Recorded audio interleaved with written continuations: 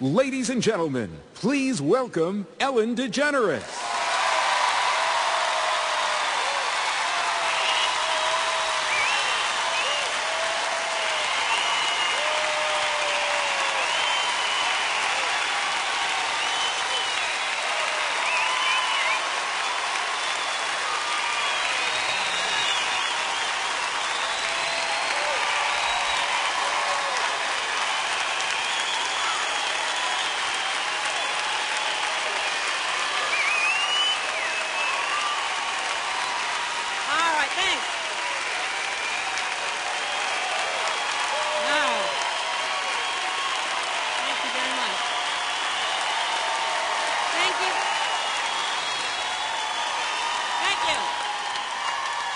Thank you very much. Well, thanks. What a lovely way to start work. Thank you very much. I encourage you to do that for your coworkers. Next time they walk into work, give them that, because it's a lovely way to start your job. Thank you so much.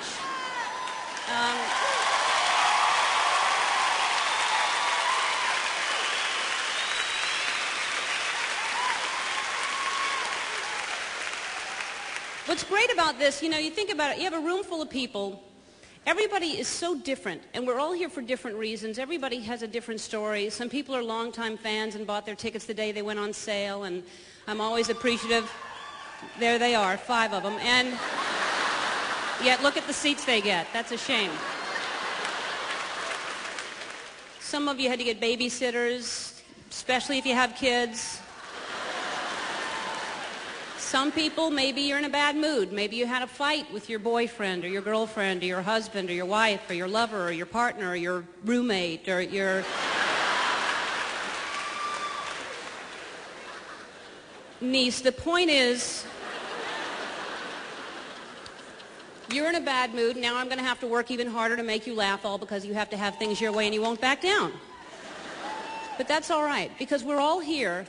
And with all of our differences, we all have one thing in common. We're all gay.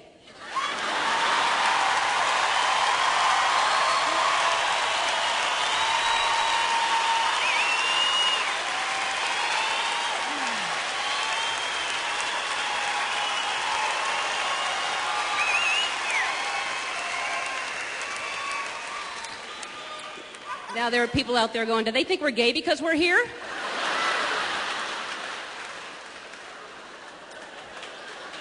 Do we look gay? I told you this would happen. We're not going to understand a word of this.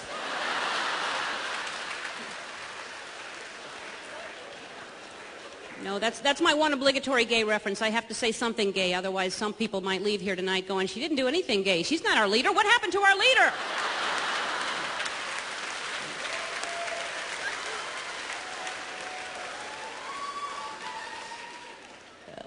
Seriously, though, if you're here, you're probably gay.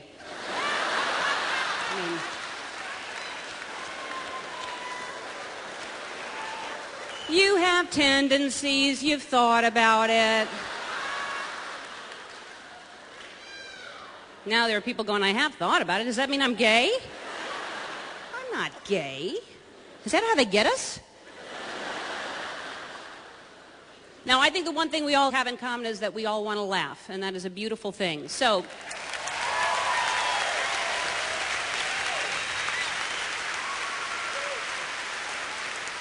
I'm stalling. I have a problem with procrastination, and I'm supposed to start the show, and I'm not. So this procrastination thing, whenever there's something I'm supposed to do, I'll do anything other than the one thing that I'm supposed to do. And then I feel bad about myself, and then I get depressed, and then I really don't get anything done because I'm depressed. And I told a friend of mine about this problem, and she said, you should go to therapy. And I thought about it, and I thought, well, wait a minute. Why should I pay a stranger to listen to me talk when I can get strangers to pay to listen to me talk?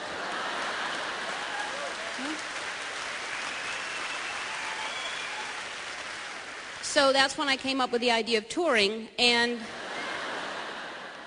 I thought, now I have to write a show. So I thought, what do I want to say? What do I want to talk about? So I sat down at my desk, and I was staring at my desk, and I thought, wow, that's dusty. I can't write with my desk all dusty like this. So I went downstairs to get a rag, and on the way downstairs, my kitten was on the stairway playing with a piece of dust or something, and I went to pet the kitten, because they did the thing where they roll on their back and show you the belly, and you got to reward that. You can't pass that up. So I sat down, I was petting the cat for about, I don't know, 45 minutes, something like that.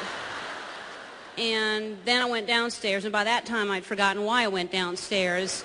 And I was staring around trying to remember, and I thought, I should paint this room.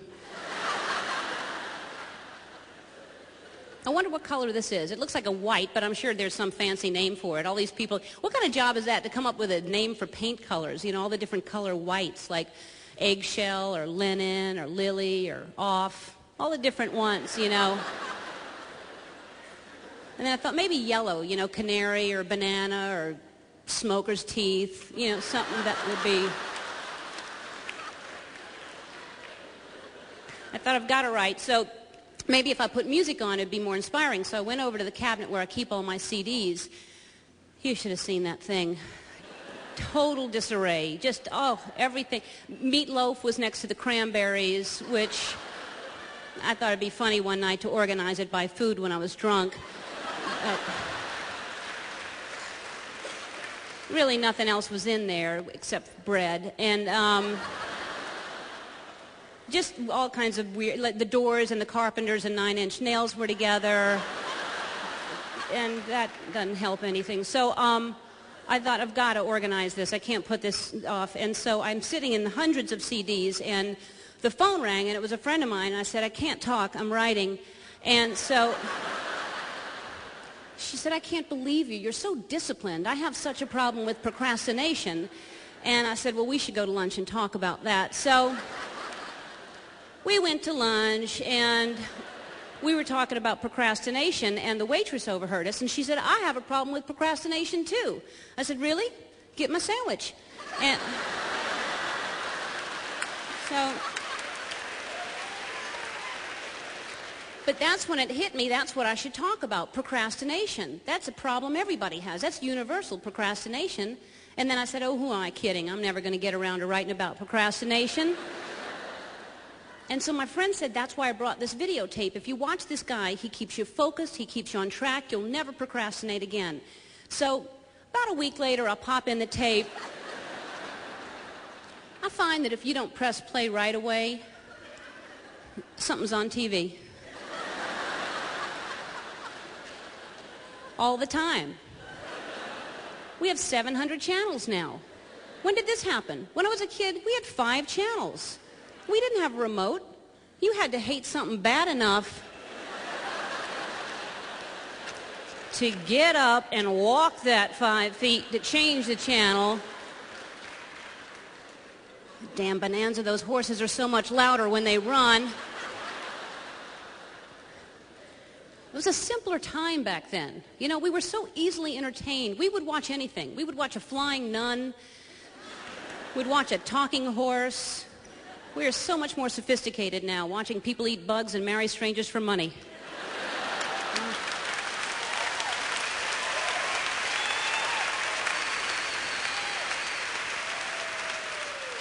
Oh, we've come a long way, haven't we?